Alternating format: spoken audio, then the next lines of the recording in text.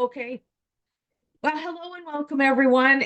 We've got a really special day today. Thank you to Mary from Father Port, our elder, who has said our opening prayer.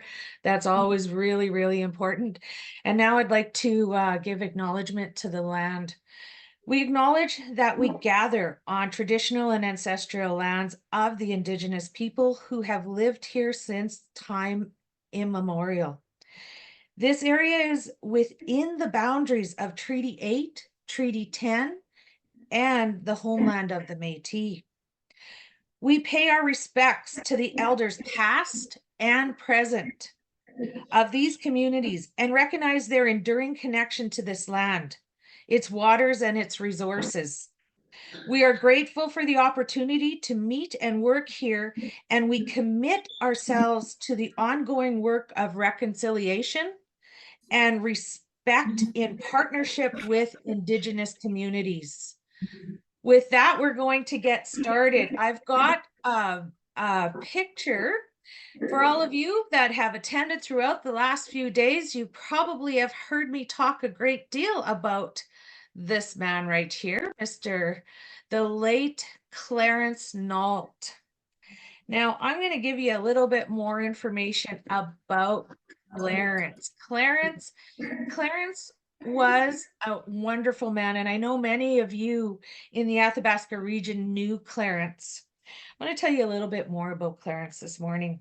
Clarence graduated in 1967 from Edie Fian High School in Saskatoon, and he moved on to attending the University of Saskatchewan, where he obtained his Bachelor of Arts.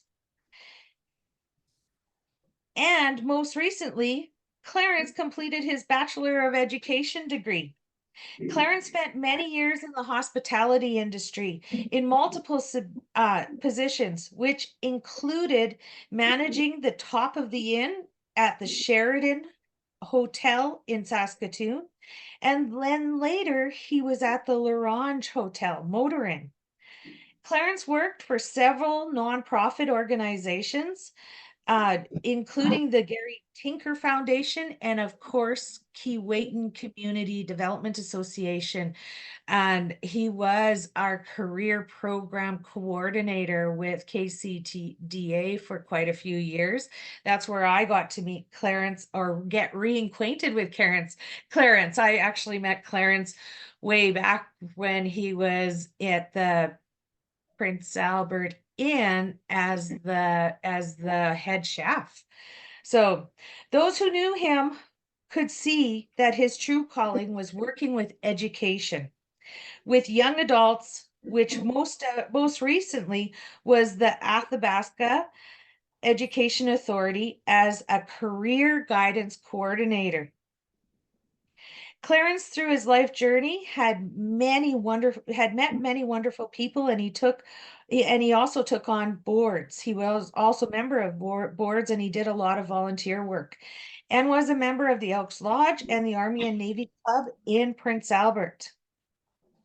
Clarence was looking forward to retirement and moving closer to his family in Saskatoon. Clarence enjoyed time in the north. He loved fishing, and he had a passion for reading, playing cards, culinary arts, and spending time with his family and friends. So Clarence is a longstanding respected member of Northern Saskatchewan communities. He's particularly known for his education and career guidance. Clarence was 72 years old when he passed away. Clarence had a significant impact in his role as a career guidance coordinator with the Athabasca Education Authority in the Athabasca region. He was dedicated to supporting the educational and career development of students, especially in Northern Saskatchewan. So that's a bit about Clarence, and Clarence is a wonderful man, and hats off to Clarence.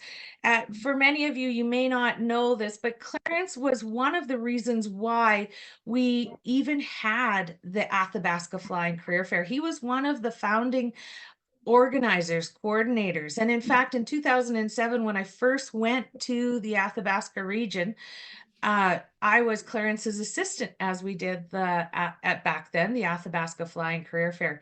So this uh, virtual career fair is dedicated to the memory of Clarence Neault, who is a really good friend of many, many, many people.